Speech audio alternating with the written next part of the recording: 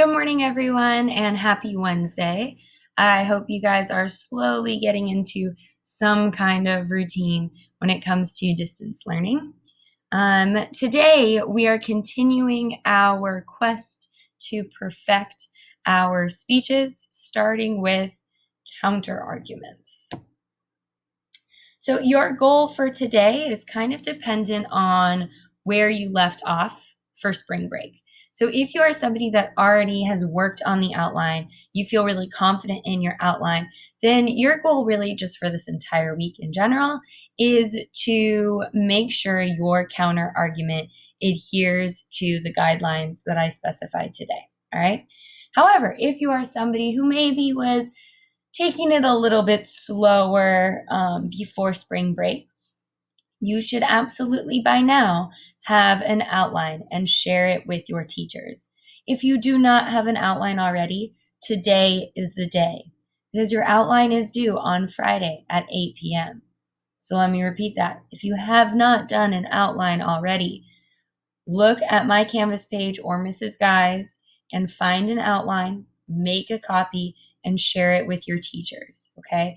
There are two types of outlines. The first is to have the counter in the middle of your speech.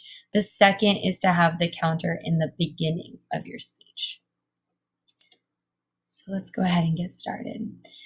What is the purpose of a counter exactly? So, of course, I'm assuming you already know, but a counter is when, in a persuasive speech or essay, you acknowledge the other side and explain why they are wrong. Okay? Acknowledge the other perspective or side and then explain why that is wrong. And there are really kind of three general reasons why you should be doing this in a persuasive speech or essay. One, it's to show the audience that you have already considered a lot of different options and a lot of different perspectives, right? It shows that you've done your research, that you are a reliable source. Two, anticipate what your audience is thinking, all right? You want to kind of guess what types of arguments your audience is making in your head, and therefore you want to be able to address them early on. And lastly, you want to explain why your argument is the strongest. The best arguers are the ones that are able to take the other perspective and explain why it's incorrect. Because once you've done that, it has bolstered your own claims and your own argument. So let me move my little screen. There are two types of ways that you can really address a counter. The first way is to address your general argument, and this is the way that I suggest you go. However, that might not be as easy for all of you. Some of your arguments are really intricate. Some of your arguments are about how, like, in really basic terms, and this isn't what you should be writing, but things like how racism is awful or how homelessness is so problematic, right? Your counter wouldn't be like, however, some people love racism, or however, some people find that homelessness is no thing, right? That's not a very good counter or a very good argument. So if that's you, then I recommend you focus on countering a specific focus. All right, and let me explain what this actually means. So let's go back to counter your basic general argument, and let me show you an example. So if your argument is there should be universal health care provided by the government, a counter of the argument would be some believe that healthcare should be provided through private companies. So your argument, universal healthcare through the government. The alternative and counter argument is that health insurance should be provided through private companies. Okay, that's just like a basic, here's one argument, here's the other argument. When you counter a focus, it's a little bit more nuanced. And so the example that I'm going to show you, I actually wrote out a full thesis so that you can see what I'm talking about. So homelessness is a national issue in America. That's the argument. And should be addressed by increasing homeless shelters and providing universal income to all. So homelessness is a national issue in America is an argument, and it would be kind of weird to write a claim that says, however, some people love homelessness and find that homelessness is amazing. And right, like that wouldn't be a very good paper or persuasive speech. So instead, you're just going to focus on one of the focuses. So this example has you focus on the homelessness focus. Sorry, I'm saying focus way too much. Anyways, your counter will then be directed at one of your focuses. However, some believe that homeless shelters are not a viable solution and instead advocate for low-income housing options, right? So how this is what I believed my focus should be, homeless shelters. However, some believe that low-income housing is a better option, right? So those are the two examples. If you want to take a stronger look at them, they'll be posted on my Canvas page. So when doing your counter, whether you counter the argument itself or the focus, or a focus, countering has two steps. The first step is asking the question, what is one main point critiques have for your argument, right? Or your focus? Basically, what's the alternative? And my hint to you when doing this is that you want to make sure that you are specific about this counter. Try and stay away from things like, however, some believe blah, blah, blah, blah, blah. Okay, that's a little bit too vague to just have like, however, some believe is not really specific, and it doesn't tell me much about the argument. Once you have established the actual counter, the second step is to prove why they are wrong and why you are right. I repeat, prove why they are wrong and prove why you are right. And this is where you should be supporting your main piece with evidence. All right? Use evidence to describe how this is wrong and ultimately how this is right. So let's take a look at some examples. And this is an example that's more based on an argument. So the thesis is the death penalty in the United States should be abolished because not only is it a form of cruel and unusual punishment, but also it is an economic drain on law-abiding citizens. Now, we need to come up with a counter. However, according to the Pew Research Center, 54% of Americans are in favor of the death penalty, in part because they feel that it acts as a deterrent to future crimes. Two things I want to point out about this. One, they actually are telling me who is in favor of this. 54% of Americans are in favor of the death penalty. They didn't just say, however, some Americans like the death penalty. They were specific with this. Second of all, they actually went above and beyond and found a source for this. And obviously this isn't a quote. They paraphrased what they read. And even though they paraphrased what they read, they still had an in-text citation for where this came from. And this is extremely important. If you drop a statistic, okay, if you explain some kind of fact, you should, even if it's not a quote, you need to have an in-text citation. You need to have an in-text citation. You don't know off the top of your head that 54% of Americans favor the death penalty. So where did you get that information from? All right.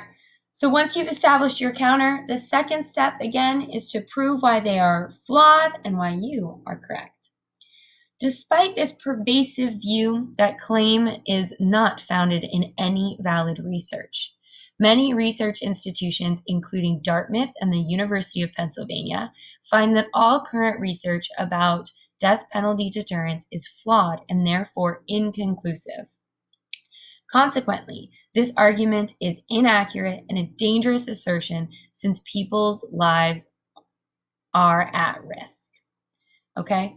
So this person used research from the University of Pennsylvania and Dartmouth to explain how this claim that the death penalty is a deterrence is actually not a valid claim at all. And then they went back to explain why they are correct, right? That somebody's life is on your hands. Are you willing to make this claim based on unfounded information? So that is an example of a counter argument that is specific to your argument. Okay, now I'm going to have to cut myself out. There you go. The next one isn't exactly a perfect example of countering the focus because it actually counters the argument and the focus, which yes, you are allowed to do. But I couldn't really find a student example that just countered a focus and did it well. So I decided to go with this example anyways. Again, it's the exact same thesis about the death penalty in the United States and how it's cruel and unusual punishment, as well as how it's an economic drain on law-abiding citizens. And in this example, they are focusing on the focus of an economic drain on law-abiding citizens. So let's take a look. However, according to the Pew Research Center, those who support the death penalty see the monstrous price tag of death penalties as an appropriate use of funds and therefore support the increased expense. So I repeat, they are still countering their argument, right? Showing people who support the death penalty, but they're being more specific to the focus, right? Saying that like, hey, you know, this problem that you have with it being a drain on the economy, not a big deal. It's totally worth the price tag. We see this as a valid expense. Yes, it may be expensive, but it's necessary. So we're okay with paying that much. Let's go on to the second step. Prove why they are flawed and you are correct. Those that feel the price is worth it are not fully comprehending a state's finances and total expenses.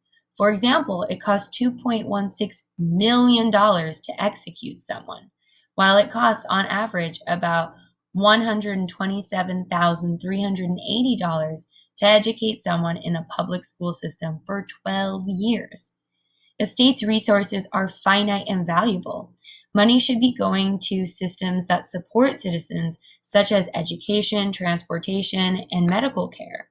Why spend so much money to end a human life when life in prison, let's cut out for me, can be a more humane and cost-effective alternative? All right, they even have a little rhetorical device in there. And a couple of things that I want to point out is, again, just like the previous example we saw, they have data like 2.16, they have how much it costs to educate a student, and they have it from two separate sources. And again, they used an in-text citation. All right, I cannot stress that enough. Okay.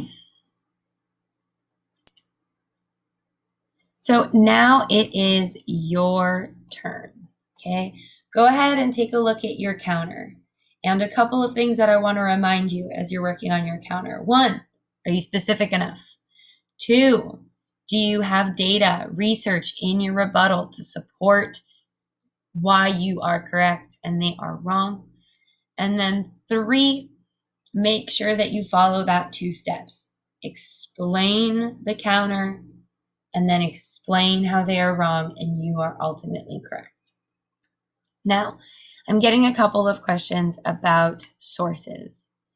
So if you take a look at the rubric, you need a minimum of 2 sources, a minimum of 2 sources. And if you have 2 sources on the rubric, you'll see that that'll get you to proficient. Obviously, if your sources are also reputable and valid and all that jazz, but let's pretend they are. So 2 sources gets you to proficient. A 3rd source is what you need to get you to mastery. 3 or more sources is what it takes to get you to mastery. So my recommendation for all of you is that you have 1 source for focus 1 source for focus 2, and 1 source for your rebuttal in your counter. That'll be 3 sources. It'll be an appropriate amount of resources, and that'll get you to that mastery level. So, source for focus 1, another source for focus 2, and another source in your counter. Obviously, you can have more sources. Just try and stay away from constantly saying just facts and sources. According to NBC News this, according to NPR this, according to the University of Chicago, or else it just ends up being an information dump, okay? While facts and details are good, remember that this is a 3 to 5 minute speech. You don't have an infinite amount of time to speak. So you don't just want to have an information dump. You want your resources to be concise and specific, so you don't have to have this long tangent going off on a ridiculous number of facts. If you have any questions, feel free to email me. Tomorrow, Mrs. Guy is going over thesis statements. She's going to show you even more examples. And again, by Friday at 8 p.m., you are submitting your completed outline so that Mrs. Guy and Miss Bessling and I can spend the weekend and Monday looking over certain parts of your outline and giving you guys feedback, since next week you start your drafts. Again, if you have questions, email me. I miss you all. Have a fabulous Wednesday, and good luck.